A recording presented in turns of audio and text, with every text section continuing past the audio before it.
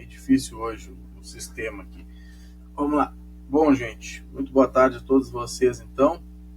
Hoje é dia 8/4. Eu estou gravando essa aula de Sociologia para as turmas do primeiro ano do ensino médio do Colégio Marista São Francisco, tá bem? Então, dando continuidade dentro do que a gente já vinha conversando nas aulas, dentro do que eu passei para vocês no trabalho que vocês vão entregar na semana que vem, no dia 14, eu solicitei que vocês fizessem já a leitura do capítulo 2, tá?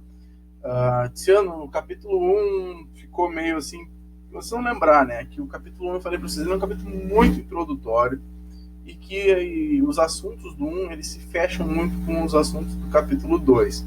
Então, por vezes, o que eu faço? Assim, eu sempre trabalho o capítulo 1 e 2 juntos. Tá? Então, eu vou falando, isso aqui está no capítulo 1, isso aqui está no capítulo 2, isso aqui... E aí vocês vão linkando os assuntos, né? O processo de socialização, que é basicamente o início do capítulo 1 de Sociologia, a gente viu bem em aula, a gente falamos da questão das identificações sociais, dos fatos sociais, eu vou explicar um pouquinho melhor isso hoje.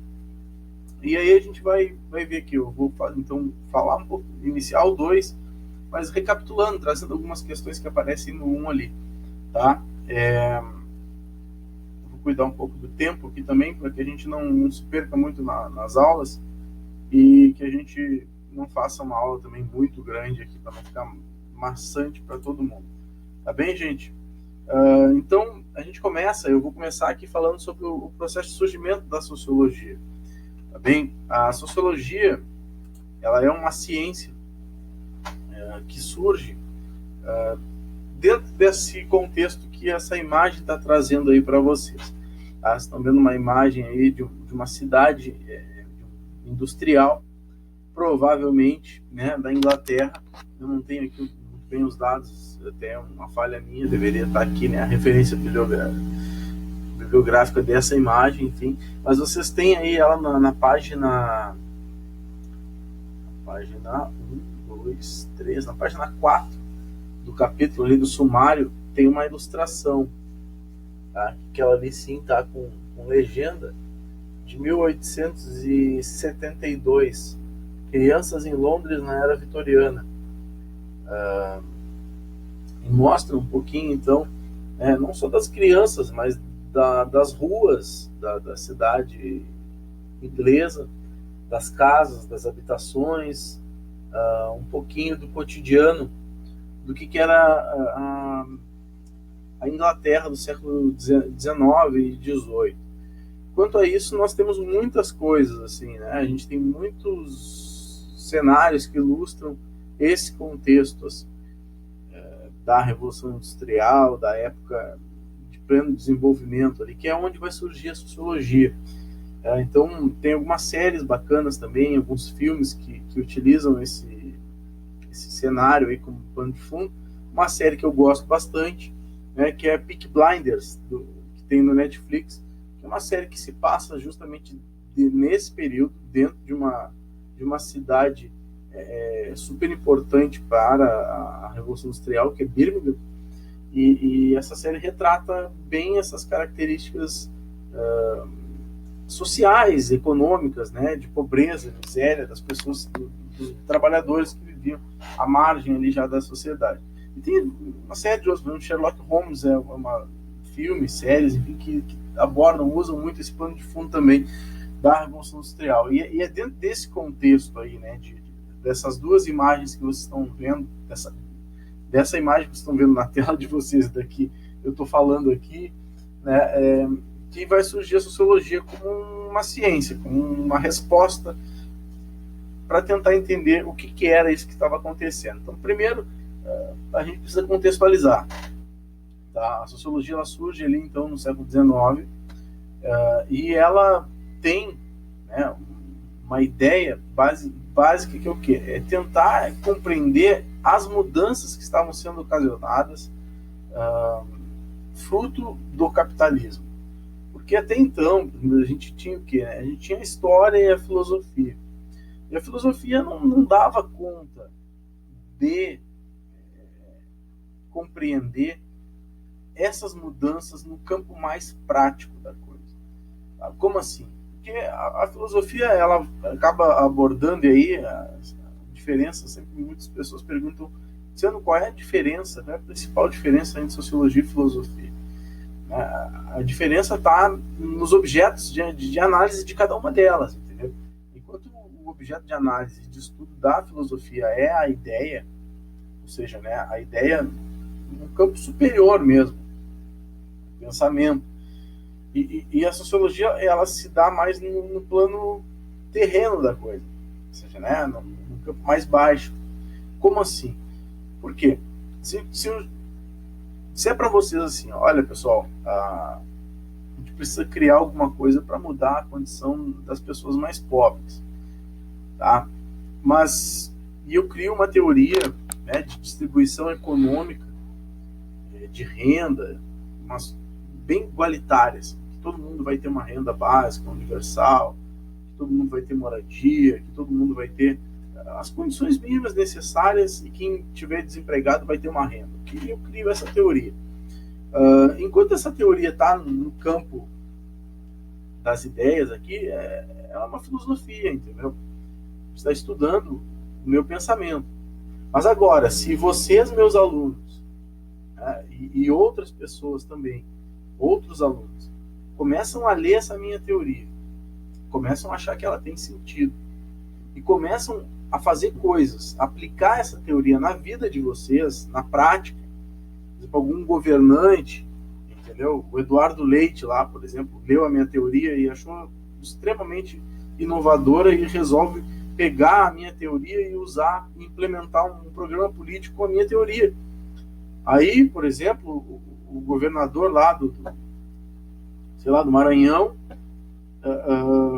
também viu, achou que deu certo e vai lá e implementa a minha ideia também. Cria um programa de governo baseado na minha ideia. Ou seja, a minha ideia, ela está saindo do campo ideal, ou seja, né, do campo mais metafísico da coisa, e ela está ganhando um corpo, e ela está fazendo o quê? Ela está modificando a sociedade. Porque aí você vai começar a ver as transformações daquela ideia. Então, isso já não é mais filosofia propriamente. Quando as ideias começam a transformar, quando as pessoas incorporam, eu gosto dessa palavra, incorporam uma ideia, e colocam essa ideia em prática, e essa ideia começa a modificar alguma coisa, já não é mais filosofia. Aí a gente já está trabalhando da sociologia, porque está alterando o modus operandi da sociedade. Vidas estão sendo transformadas, pessoas estão se modificando. E aí é nesse sentido que a sociologia vai surgir. Por quê? Porque o capitalismo, ele já existia, né? A gente vai buscar os embriões desse capitalismo lá no século... Há historiadores que defendem que o mercantilismo do século XV já é capitalismo. Já é a primeira forma de capitalismo, né? O Perry Anderson, historiador inglês, ele chama de embrião do capitalismo, né? Ou seja, pode ser, faz sentido, né? Porque as relações já eram outras, já não era mais relação de troca, já era uma relação baseada no lucro.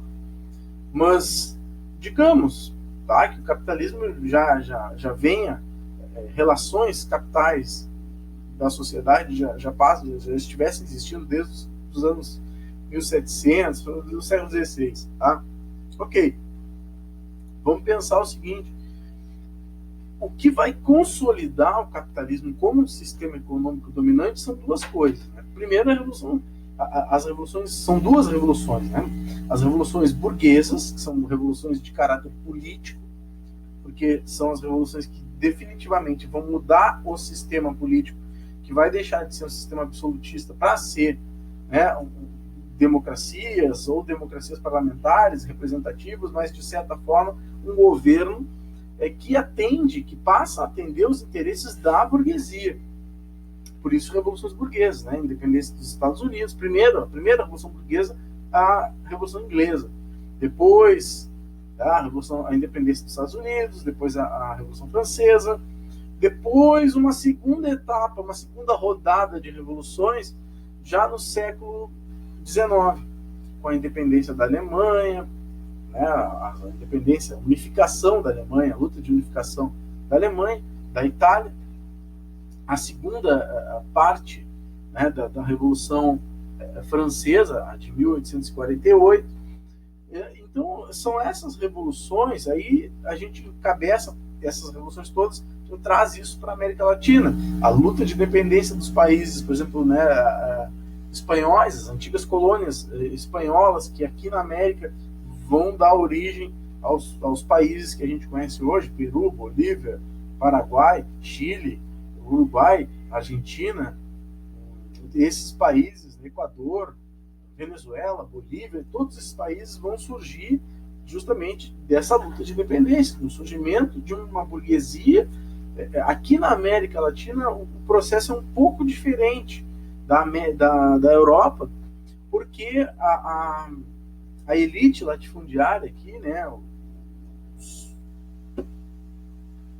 os latifundiários, grandes proprietários de terra, eles também vão estar juntos, né, com a burguesia, para formar um novo sistema de governo, enquanto que na Europa vai ser um pouco diferente, né, porque na Europa essa luta, ela basicamente é encabeçada pela burguesia urbana, enquanto que a nobreza, que as pessoas que detinham os títulos de nobreza na Europa se concentravam muito em regiões do campo e tal. E essa nobreza, essa galera que se beneficiava dos títulos é que vai ser prejudicada com as revoluções burguesas. Mas, de alguma maneira ou de outra, eles não ficam mal depois que surge um Estado moderno, entendeu? Porque essa nobreza, ela vai dar um jeito de ficar bem, sabe? Eles vão conseguir cargos políticos, eles vão se enquadrar dentro de um sistema. Enquanto que na América Latina, esse sistema já passa a ser estruturado para beneficiar a elite latifundiária, né, os caudilhos, como se chama, e também a burguesia. Tá? Mas são processos interessantes que estão mudando o mundo, sabe? Esse é o mundo que está acontecendo, que vai gerar isso que a gente conhece hoje, porque quando a burguesia encabeça essas mudanças e acaba de vez com as monarquias, com os estados absolutistas, passa a ser gestado o estado que a gente vive hoje, né, que é um estado que foi feito pela burguesia para a burguesia, um estado excludente, um estado que não privilegia as camadas mais baixas, que sempre usou essas camadas baixas como um mecanismo, né, de reserva, para queimar essa reserva e ter sempre uma reserva para queimar, ou seja, como mão de obra. Né? Ou seja, você precisa ter uma quantidade suficiente de pessoas pobres, miseráveis, desempregadas, necessitando de emprego para que eu consiga, né, ter sempre mão de obra barata. Porque se eu tiver pessoas ganhando salários dignos, suficiente para conseguir se manter, sobreviver, tendo casa e tal, essas pessoas não serão mão de obras fáceis, ainda mais se elas forem escolarizadas. Ou seja, então, essa é uma questão que foi pensada dentro desse Estado burguês. É um Estado que ele tem que beneficiar e privilegiar uma pequena camada da sociedade.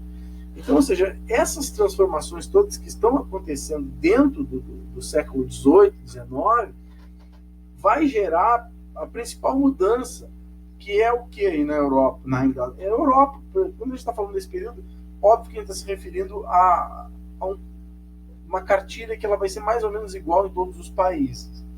Mas isso acontece primeiro na Inglaterra. Só que não é assim, não quer dizer que a Inglaterra é o modelo porque ele aconteceu primeiro, mas rapidamente o negócio já estava do lado ali, né? Na França, na Bélgica, os países muito próximos um do outro. Então as coisas aconteciam mais ou menos no mesmo tempo. Assim. Mas o exemplo é sempre a Inglaterra, que se usa. Né? Então, o êxodo rural, porque a Revolução Industrial, que aí sim, né, já uma outra revolução, uma revolução já que é tida como a consolidação do capitalismo propriamente, ela vai trazer essa dinâmica do que, né, do êxodo do campo para a cidade. E é isso que vai alterar o modus, de funcionamento da sociedade. Porque até então, como é que as pessoas viviam? Tá? As pessoas viviam basicamente, né, no campo, em formato de subsistência. O que é subsistência? Ou seja, aquilo que eu preciso para sobreviver.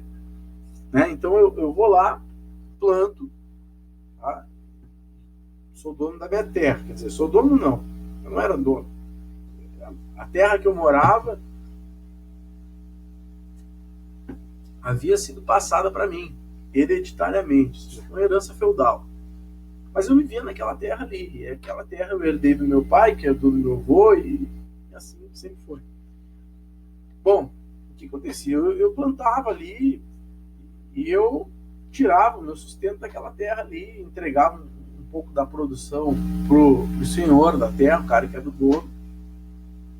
E sempre foi assim. E aquele pouco que sobrava para mim era o suficiente para eu me manter existindo.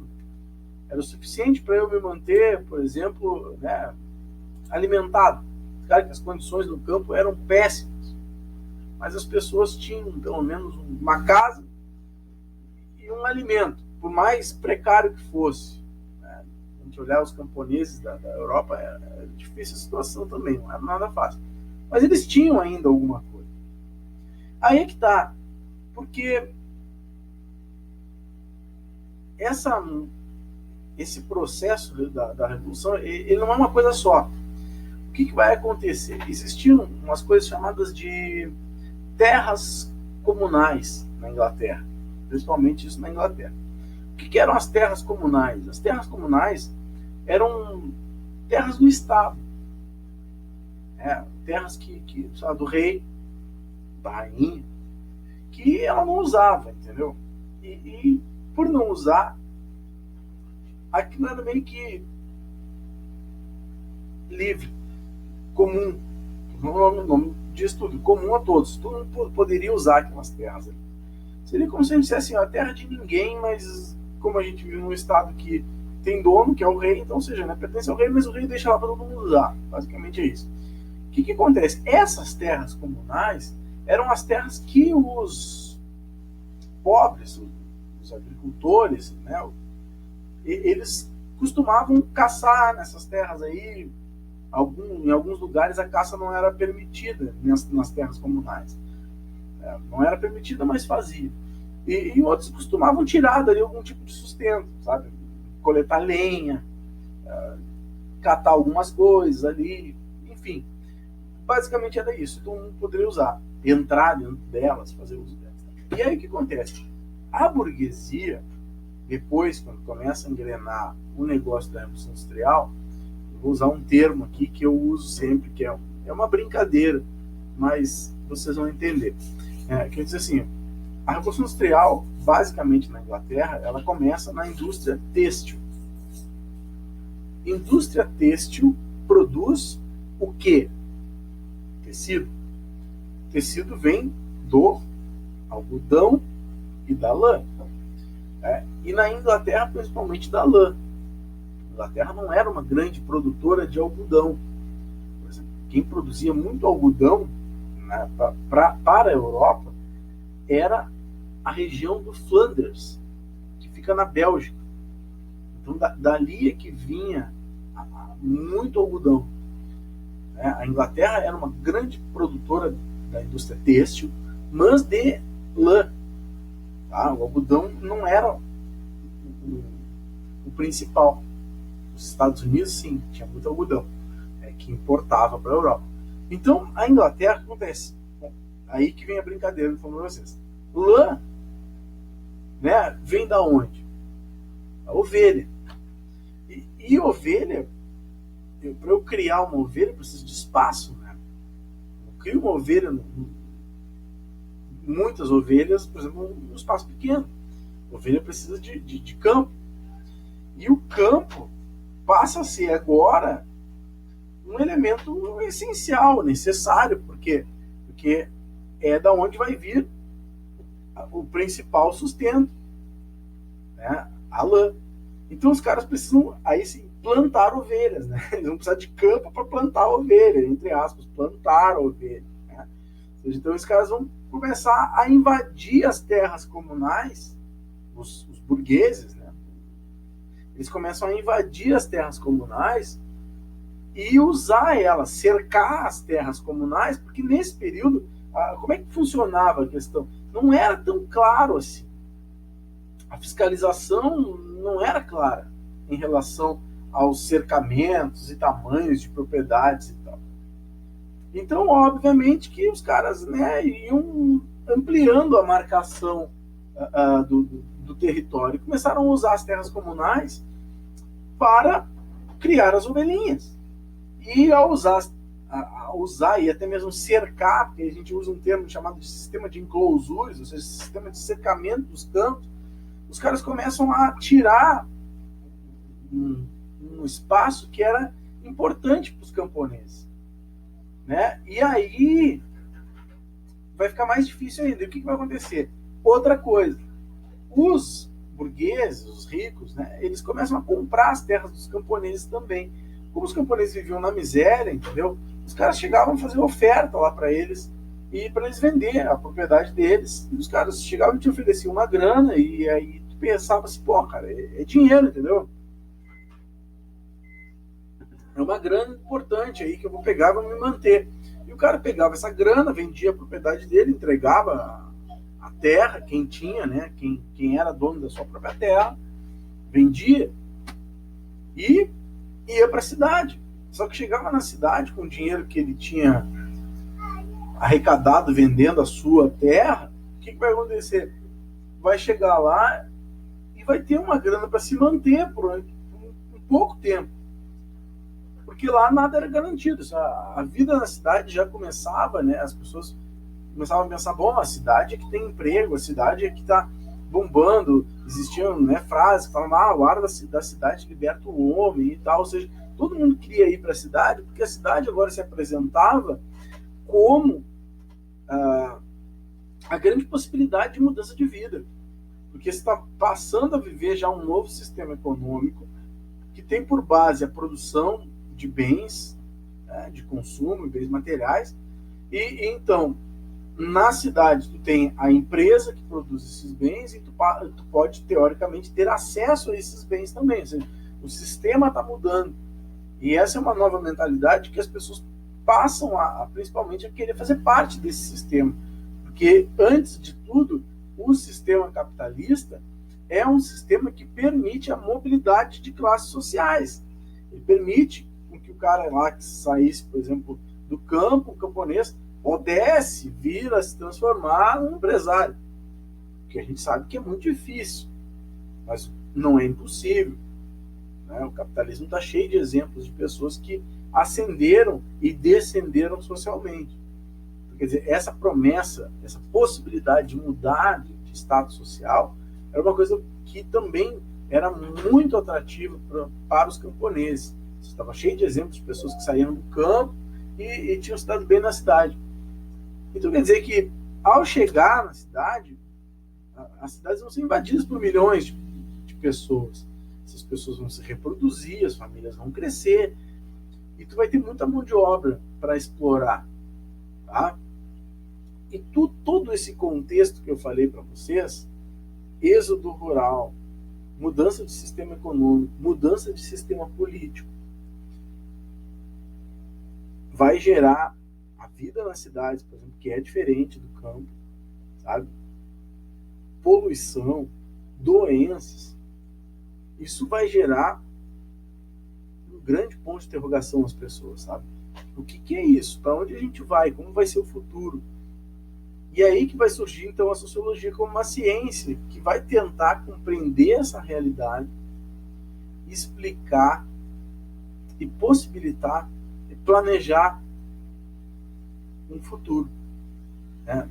Não que a sociologia venha a ser uma coisa que está relacionada com o futuro, mas ajuda. Né? Ter um conhecimento histórico das coisas, planejar, ver as possibilidades que as mudanças causam. Então, ou seja, é dentro desse contexto, tá, que a sociologia vai surgir aí. Só que é importante fazer toda essa contextualização que eu disse para vocês, porque não é só assim, como instalou dentro da sociologia, não.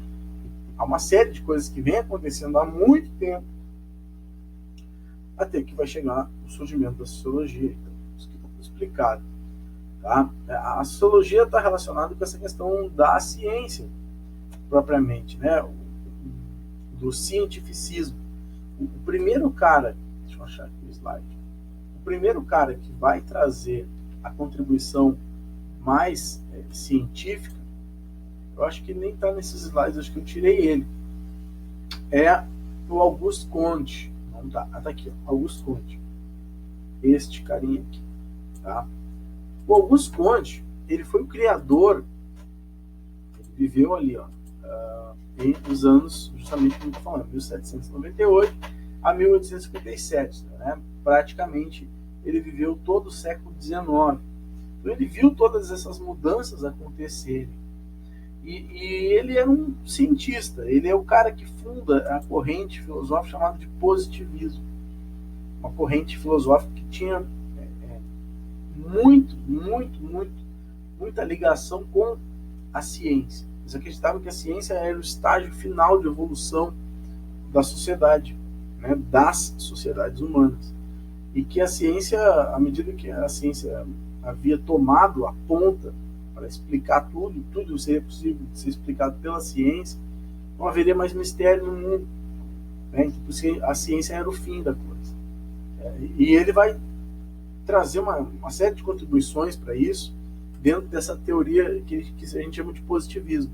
O positivismo, né, ele vai acreditar que ele vai basicamente assim, né, chegar num ponto que vai ser importante. Ele vai dizer assim, olha, e aí vocês vão entender a questão da ciência, a relação. Porque se vocês pegassem a física, as leis de Newton já estavam lá sendo estudadas há um bom tempo. A química, enfim, não vou entrar nesse debate aqui da Revolução Científica, mas a própria origem das espécies do Darwin já havia sido publicado. Entende? Então, quer dizer, o maior mistério da humanidade até então, que era o surgimento da vida do homem, já havia sido explicado pelo Darwin, né, da evolução. Ou seja, o surgimento da espécie humana já havia sido explicado pelo Darwin. Então, a ciência estava no auge. Né? E o que vai acontecer? É por conta disso, né, que eles vão estar extremamente entusiasmados com a ciência. E aí o Comte vai pensar assim, bom, cara, se a física e a química conseguiram explicar tudo, entendeu? E a biologia conseguiram explicar todos os fenômenos do mundo, deve haver uma ciência que possibilita a explicação da vida em sociedade. E aí que ele vai começar, porque ele vai dizer assim, bom, então as coisas funcionam por meio de leis. Ele acreditava, o Comte, que existiriam leis que não é propriamente a lei jurídica, tá? Mas seriam leis de funcionamento de toda a sociedade, e essas leis não eram tão claras assim, entende? Tipo leis morais, códigos morais, que não estão tão explícitos assim em qualquer lugar, entendeu? Porque às vezes tu chega numa determinada sociedade, por exemplo, uma tribo indígena, e os caras não vão te dizer, olha, meu, que pode, que não pode, porque isso tá imbricado nas pessoas que vivem ali. E para quem entra de fora, precisa entender o funcionamento, a dinâmica daquela sociedade. E isso era o que o Comte chamava das leis sociais. Né? As leis sociais, morais, que fundamentavam o próprio funcionamento de uma sociedade. E ele vai dizer, então, bom, cada sociedade tem as suas leis. Então ele vai batizar isso, essa teoria dele, que ele vai criar, de física social. Física social. Ele queria dar uma cientificidade para a coisa. Isso é física social. A física estuda as leis da natureza. Então a minha filosofia vai estudar as leis da sociedade, que não são as leis jurídicas que eu estou falando, as leis de funcionamento, morais. E ele é o cara que começa, tá? Auguste Comte, um francês, tá? Que cria a teoria do positivismo. Esse Marx também é entupido. Vamos lá. Ok. Só que o Comte, ele vai deixar esse trabalho meio que no início, porque vai morrer. Inclusive, ele morre um pouco cedo, né? Você morre ali com 60 anos, mais ou menos, né? 59 anos. É um cara que vive pouco, relativamente. Tá? Mas ele tem um discípulo, que é o Émile Durkheim. O Durkheim é o primeiro professor de sociologia do mundo. Tá?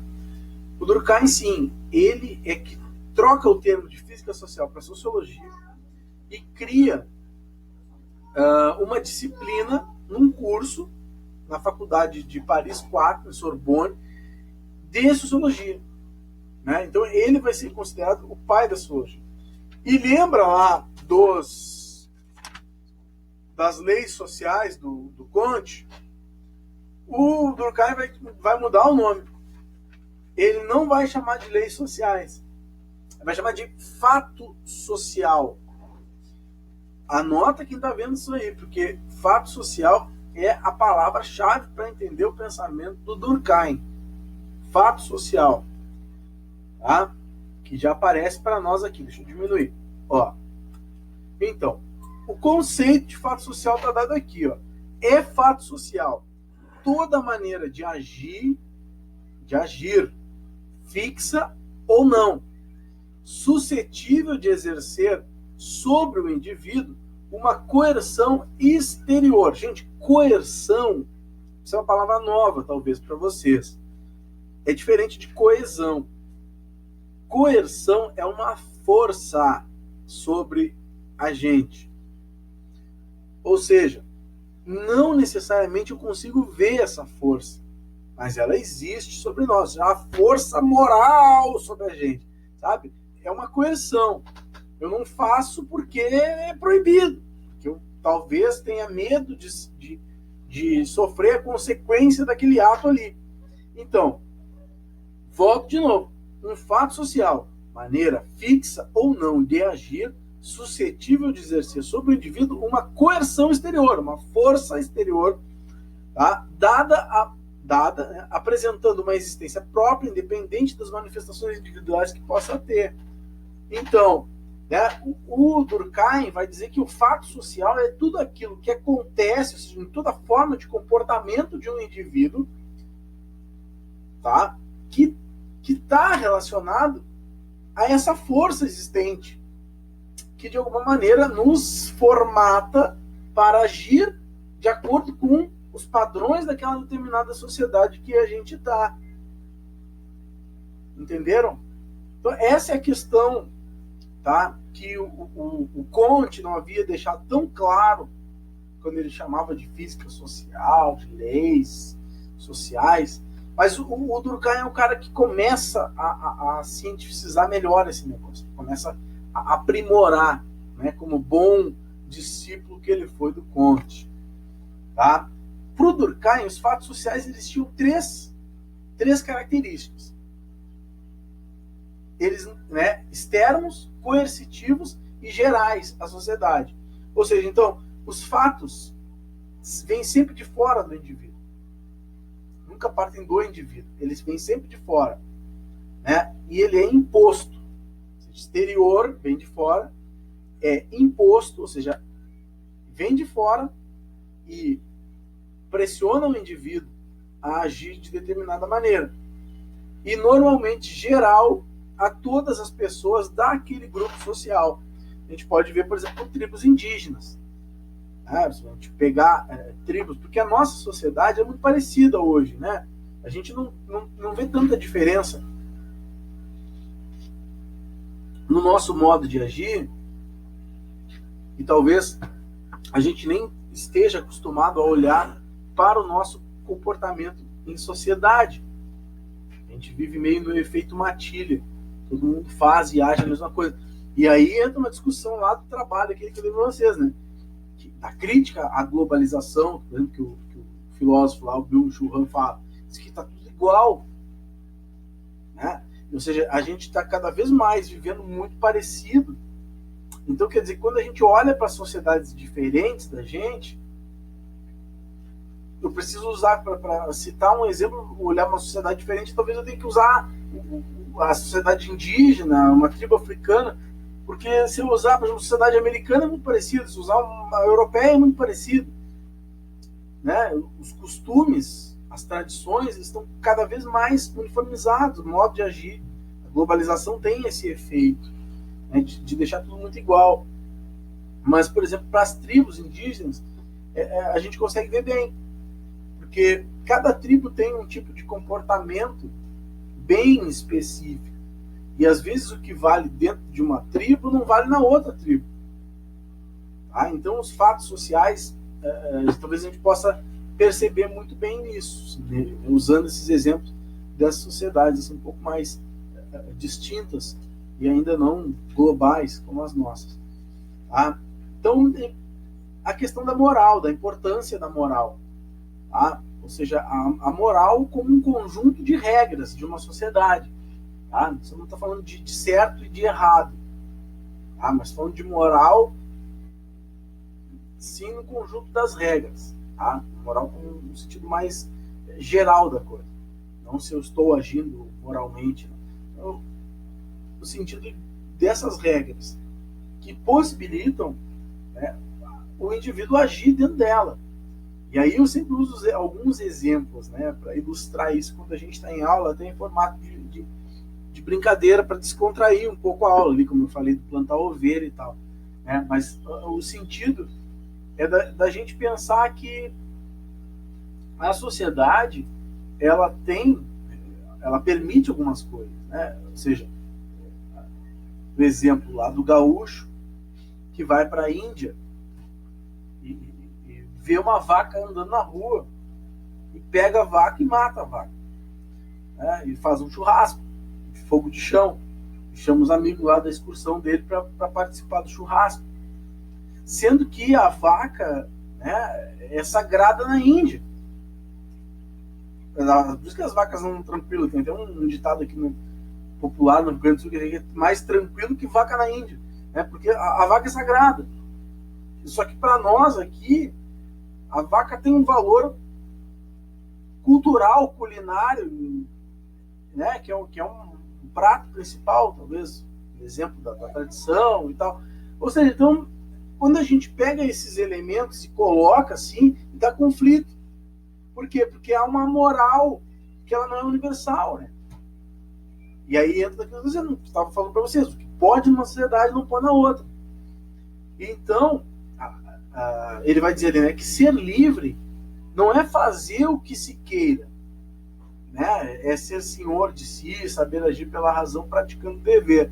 Ou seja, existe uma lei moral e nós, essa liberdade que a gente diz, que muitas pessoas dizem, a gente é livre, eu sou livre. Eu falo, não, é livre para optar entre uma coisa e outra dentro do que a moral da tua sociedade possibilita. Eu dou o exemplo quando eu trabalho esse assunto em aula, né, que é a questão do correr pelado, né, que eu até uso assim, vá lá, conto uma história, né, que tipo, como se eu fizesse isso todos os dias, assim, sai pra rua pra correr pelado e tal, não sei o quê. E aí um dia a polícia me pega e tal. Por quê? Não importa, entendeu? O cara pode gostar de andar pelado, entendeu? Mas ele não pode andar pelado na rua. Por quê? Porque tem a questão do código moral da sociedade. Mas se o indivíduo fazer aquilo espontaneamente, ele quer fazer, ele vai sofrer vai arcar com a consequência daquilo ali, que é que vai ser detido, vai ser preso, vai responder um processo, etc. e tal. Ou seja, porque pega um índio, tira o índio da tribo dele e joga ele aqui. Ele vai sair pelado na rua, entendeu? E aí ele sai pelado na rua e ele se bate com outras pessoas, que se sente afrontado porque tem um homem nu na rua caminhando e tal. Manda prender, mas o cara vem prender eles. Não, mas é o meu costume. Eu sempre andei assim. Eu não uso roupa. Vocês que invadiram a minha terra e usam isso aí. E aí tu tem um conflito, né, de sociedade, de morais diferentes, de diferentes sociedades que convivem no mesmo espaço. Então, ou seja, né, e aí vai prevalecer a lei da sociedade maior. Porque se tu chegar de roupa numa tribo indígena, o que vai acontecer? Vão tirar a tua roupa, vão te pintar, vão fazer um ritual de aceitação e tu vai virar índio lá dentro. E tu tem que andar como índio. Entende que há essas diferenças, né? Então, ou seja, se tu estás numa sociedade como visitante, tu tens que aderir às regras daquela sociedade ali. Não tem como tu fazer, né? Tu não é livre para fazer aquilo que tu imagina que tu possa fazer, de maneira alguma. De maneira alguma. Então, essa liberdade, ela é dentro do que a moral te permite. Tá? Então, negar a moral é negar a sociedade. Toda sociedade tem a sua moral, tem as suas regras próprias. Tá? Então, são valores, né? O valor moral dos atos, o propósito final, é superior aos indivíduos e leva sempre como fim a sociedade. Eu acho que, esse parágrafo é perfeito para discutir. Leva como fim a sociedade. Agora, hoje, dia 8 de abril, já está se discutindo. Lembra daquela questão do trabalho lá, que eu passei para vocês? Sendo sempre à frente, né? Sempre à